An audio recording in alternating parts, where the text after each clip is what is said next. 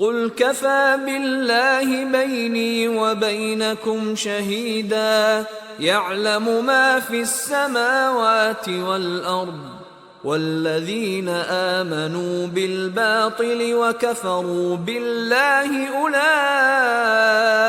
هم الخاسرون۔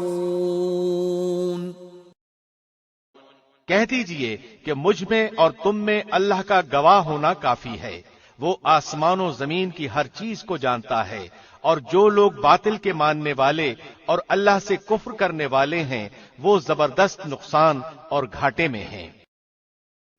Say, sufficient is Allah between me and you as a witness. He knows what is in the heavens and earth. And they who have believed in falsehood and disbelieved in Allah, it is those who are the losers.